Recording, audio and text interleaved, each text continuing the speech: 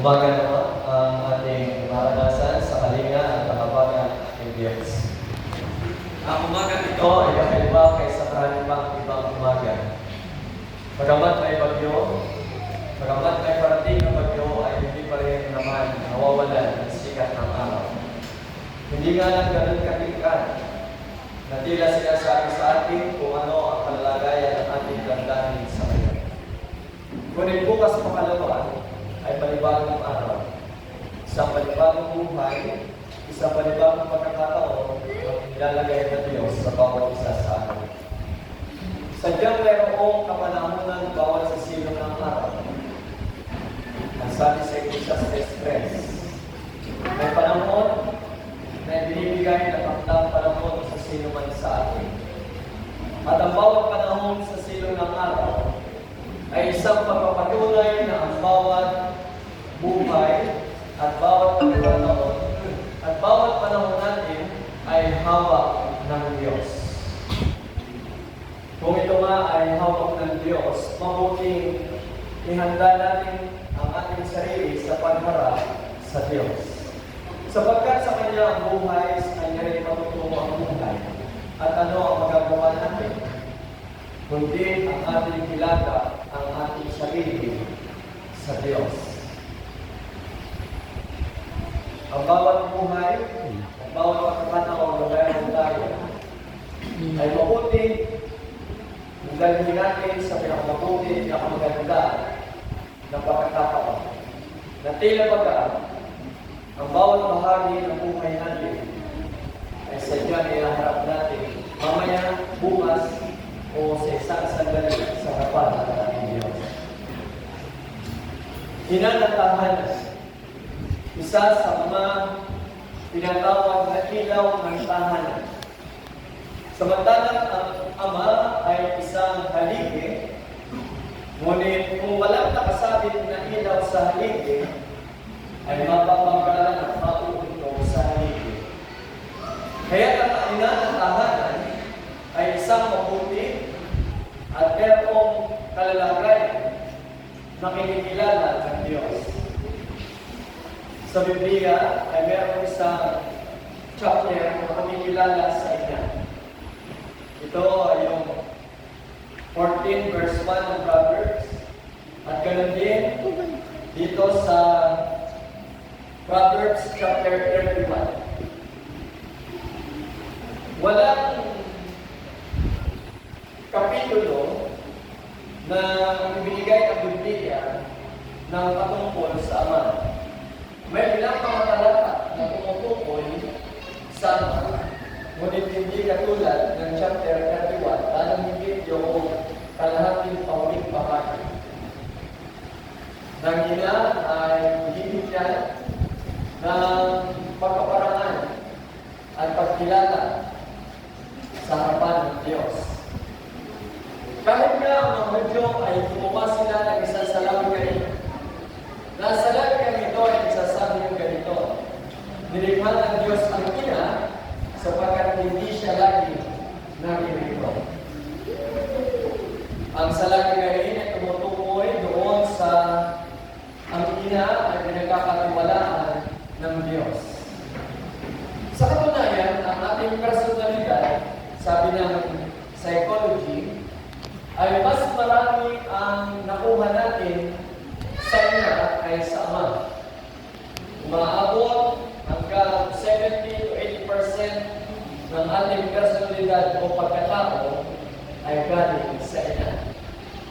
Yung ating pag-ugali ay mas nakuha natin sa ina kaysa Ama.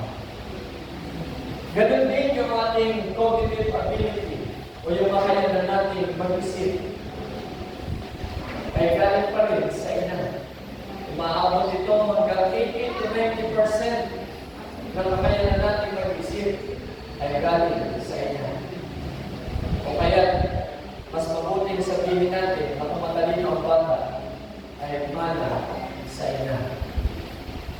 Ano ang nakukuha sa Ama? Yung kanyang mga skills, kakayanan, yung kanyang abilidad. Ito ang nakukuha sa ina. Pasama. Bakit gano'n? Sapagkat sa siya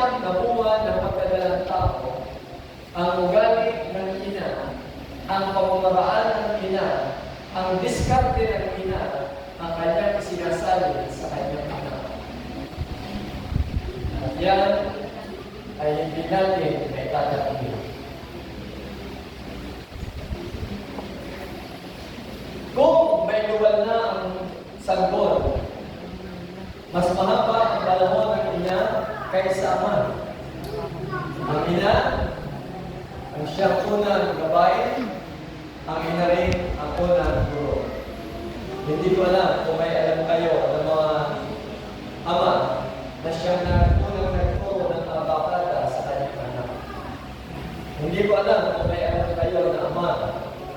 At kung may alam kayo, ipalam sa akin at may alam kayo ako. Ngunit, ang pagsulat ng pangalan ay unang itinuturo ng ina sa kanyang anak. Sa katunayan, sa pag-aaral na isinagawa dito sa Pilipinas, pagdating sa pananampalataya, nasumpuan na ang mga ina ang mas nananatiling nananampalataya sa Diyos, sa kanyang buong pamilya. At ang kanyang anak na babae ang mas sumusunod sa kanyang pananampalataya kaysa anak na lalaki. Kung gano'n, maaari na natin sabihin na mas maraming babaeng maliligtas kaysa lalaki. At ito ay sinasabi ng mga pag-aaral at ayon din sa ating karanasan. Kaya't mabuti ang payo. At sinabi ni Haring David, sino makasusumpong ng mabuting asawa? Kung kayo ay pinataka, ay huwag niyong babatayan ng kanyang alindog o ganda. Ang pagbabatayan niyo yung kanyang kaugnayan sa Diyos na lumikha sa Kanya. Sa bagay nito, mga kapatid, ay ating isinasaysay at kinikilala na kung papaano ng ina ng tahanan ay mahalaga sa paningin ng Diyos.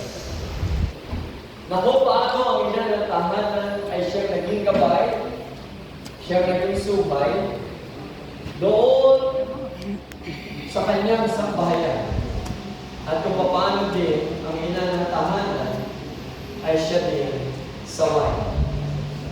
Magkaiba ang pamparaan ng ina kaysa ama sa pagsaway. Ganun din sa pagkakaya. Ang mga ina ng tahanan ay meron silang kaparaan na pwede nilang kausapin ang sarili niya ng kanilang anak. Samantala ng ama naman ang tahanan ay mayroong ugali na umuntipan, nahila at nabagting ang kanyang kaisipan, ay magsasalita siya kahit sino ang kaharap na tila walang privacy sa anak. At siya magsasalita ng maitim ang emosyon. Sa ating ding karanasan, ang ina ay pasubaya ng pamilya. Kung hindi nagkaroon ng magandang pag-uunawaan ng ama sa anak, ang ina ang mamamagitan. Ang ina ang tila magpapaluwa ng lahat. At yun ay isang katotohanan na wala na ngayon ang ina ng tahanan. At siya ay naroon sa kanyang kapahingahan, bagay na mabuti sa isang mayroong matagal ng kasakitan.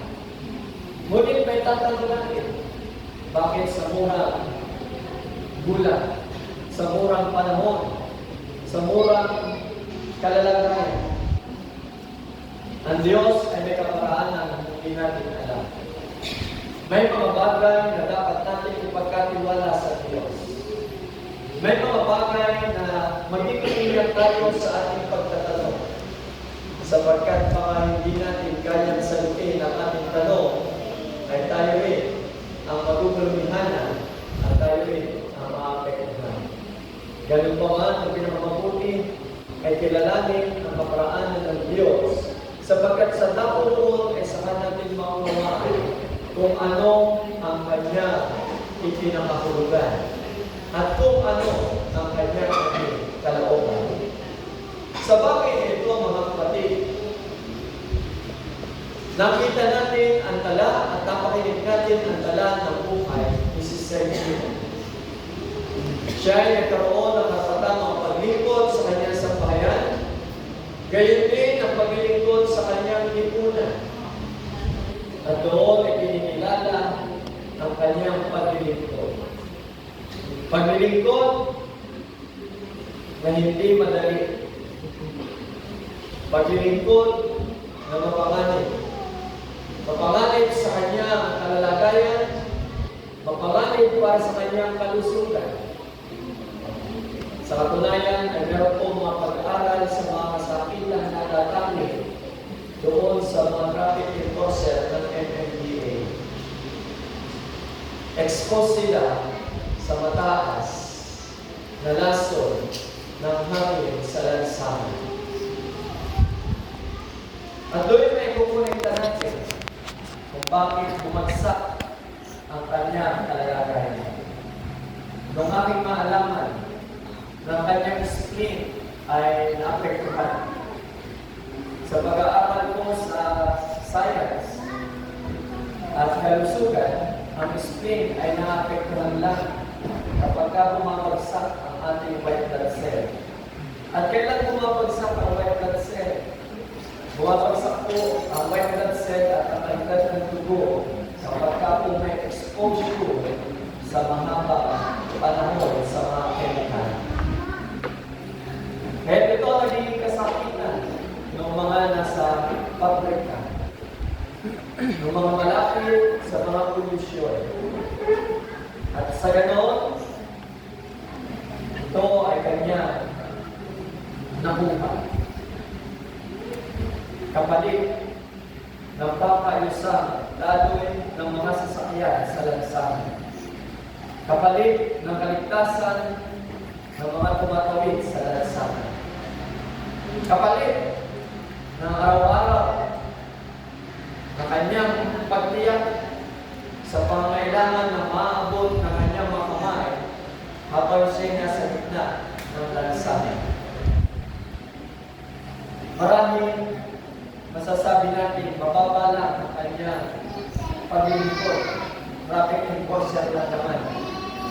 Pero kayo na may sasakyan, kayo na visit at kinip sa panahon ng traffic na walang enforcer. At tayo sumisigaw, kung meron pa bagang mayor sa lugar na ito, bakit walang traffic enforcer, ay doon natin malalaman kung gaano mahalaga ang pagkakaroon ng traffic enforcer. Kayo na may mga estudyante, tumatawid ng lansangan, kayo'y kabado, kayo ay aligaga sa pag-iisip na baka wala yung traffic enforcer. Ganon kahalaga ang isang maliit na gawain na inaakala natin maliit na lang. Mas mahalaga iyon kaysa binawalan natin minsan sa ating tahanan. Na minsan sinasabi natin, anak, iintindihin ko pa bagay ay ang tahanan ko ngayon hindi ko maintindihin. Huwag tayo magsalita ng may kasakiman sapagkat sila ay nasa isang mabuting pagpapahayag ng kanilang paglilingkod. Ang bagay na ito ay isang bagay na inilala ng Diyos. Kagaya na nasabi ko na sa kanyang pamilya, bakit nga ba mahaba ang kanyang kasakitan? Bakit nga ba naging magastos ang kanyang kasakitan? Bakit siya nakatipa ng PGH? Ngunit ang Diyos ay tumanaw sa kanyang kabutihan sapagkat nakatala sa Hebreo 6:10. Ang Diyos ay hindi nito upang gantihan ang paggawa ng kabutihan sa iba. At sa balik ng kanyang karamdaman, ako'y naniniwala na siya'y pinalala ng ating Diyos. Oo, mahaba ang kanyang kasakitan. Magastos ang kanyang kasakitan. Ngunit ganito man, mayroong pamilya na umaruga sa kanyang tuwing crisis. Mayroong mga umiibig sa kanya na nagpahayag ng kanyang ikagiginhawa. Inilaban siya sa ospital. Inilaban siya sa kagaspusan. At inihanap siya ng pinakamabuting lunas. At sa ganong kalalagayan, mga kapatid, ay nalaman niya ang malalim na pagmamalasakit ng kanyang pamilya. Ipinadama sa kanya ang kanyang pagpupunta sa kanyang isang pamilya. Si Solomon sa Biblia ay nakita sa chapter 6, verse 3 na ganito. Kung ang isang tao ay magkaroon ng isang daang anak, at ito ay maging para sa kanya, gayon may wala siyang pampalibig sa panahon ng kanyang pamatayan, ay mas mabuti pa ang naagas kaysa kanya. Ano ang ibig sabihin noon? Isang daang anak, walang pampalibig o walang maglibig. Ito'y nangangahulugan ng masamang implikasyon na marahil ay hindi siya naging mabuting magulang upang magpauyuhan at magturuan ang isang daang anak upang siya'y ipaligid, upang siya'y pagmalasakitan, upang siya'y bigyan ng pagkilala at karangalan sa huling bahagi ng kanyang buhay. Ngunit nakita natin, ang kanyang sambahayan ay may ganoong pagsisikap, hindi lamang sa panahon ng kanyang pagpanaw, maging sa panahon na siya may kasakitan. Sila ay nagpunyagi, sila ay nagsikap na ilaban ang kasakitan na kita. At yung inyong pagiging natin dito ay isang pagkilala sa malapit na impluensya na naibahagi niya sa inyo. Marahil kung hindi mayroong mabuting alaala, marahil kung hindi natin siya kilala, ay tiyak naman hindi tayo naririto. Ngunit bakit? Bakit kayo lubhang marami? Bakit kayo nakikisimpatiya? Bakit kayo nakikiraman sa kanyang pamilya?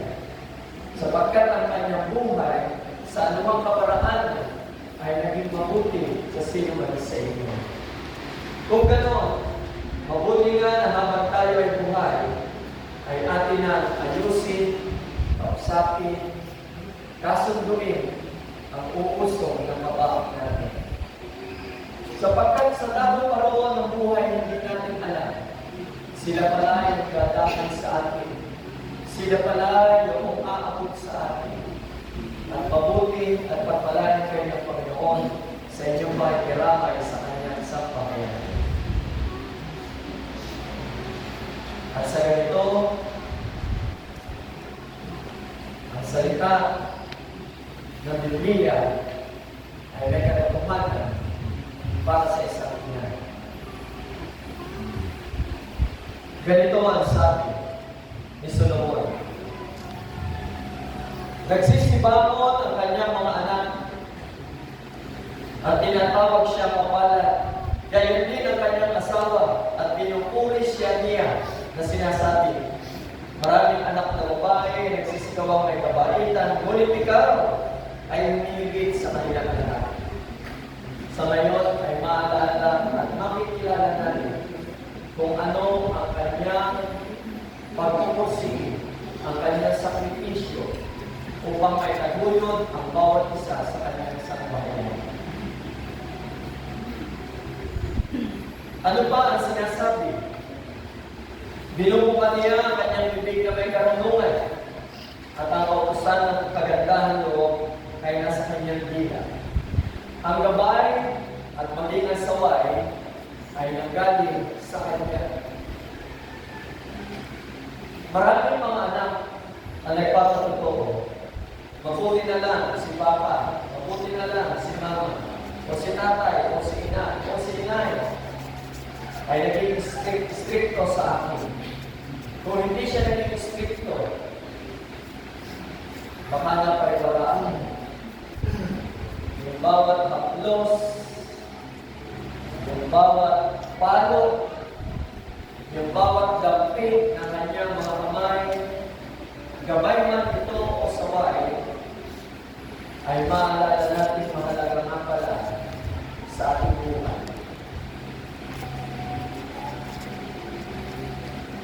Mabuti. Mabuti sa napakabuti. Na hindi niya piniling mag-ibang bansa at mag-alaga ng ibang anak, habang hindi naman niya naalagaan ang ibang anak. Maaaring kayo ay nagkaroon ng ibang kaisipan dito, ulit ang mga pag-aaral ay nagsasabi na mas maigi ang namuhay sa tabi ng kanyang pamilya kahit walang pera, kaya nasa abroad na ibang kapilya ang katapin na meron ng mga kaparatan. At kayo'y makakapagpatuloy nito. Kayo na pumili ng walang abroad. Kayo na pumili na dito lamang kapalit ng malaking talaga. Kayo na mga 40 at 50 anyos na mga magulang.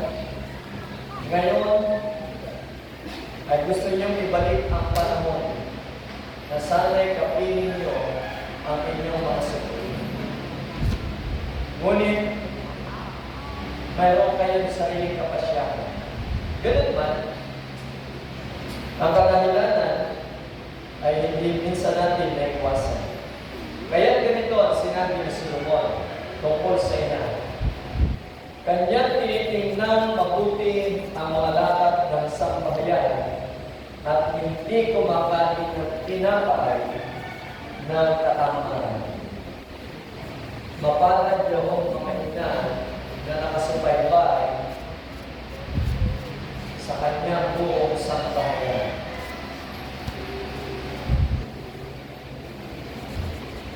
Ngunit meron din namang kasipagan na hindi kumakain ng tinapay na bunga lang ng katamaran o yung inaayuda lang. At nakita natin ang kanyang pagpupusik. Marami siyang pinilako, marami siyang sintuman, marami siyang pinilako. Hindi ko man siya buo kilala.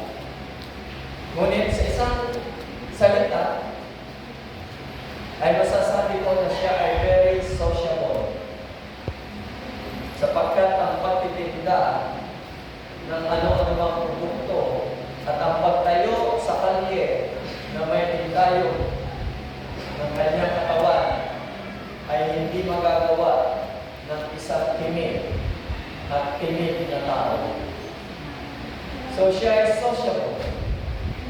Kung gano'n, madali siya makisama, mabuti siya makisama, kung kaya't kayo, ay narito. Sinasabi ko kayo napakadami, sapagkat ilang beses na akong tumayo sa pulpito ito, hindi ko pa nakita ang dami ng tao dito. Mas marami kayo kaysa nagsisimba dito.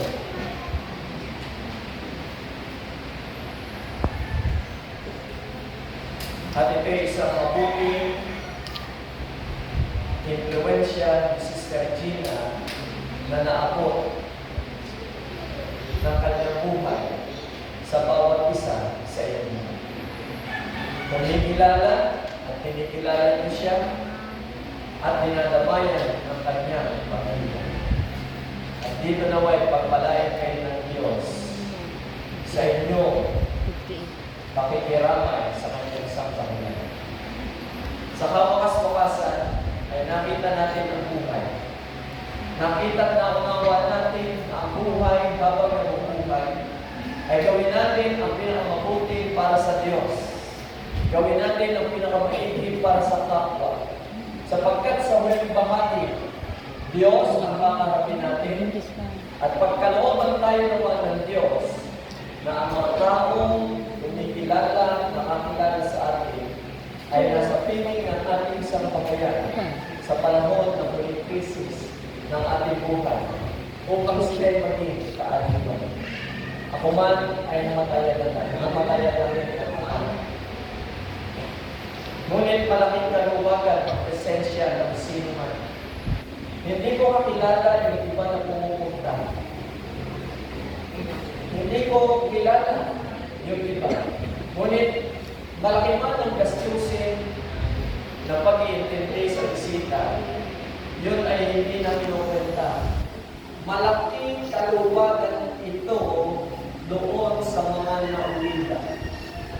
Sapagkat ito'y kumikilala at nagpapatunay sa kung sino ang kanilang ina sa kamatayan ng buhay.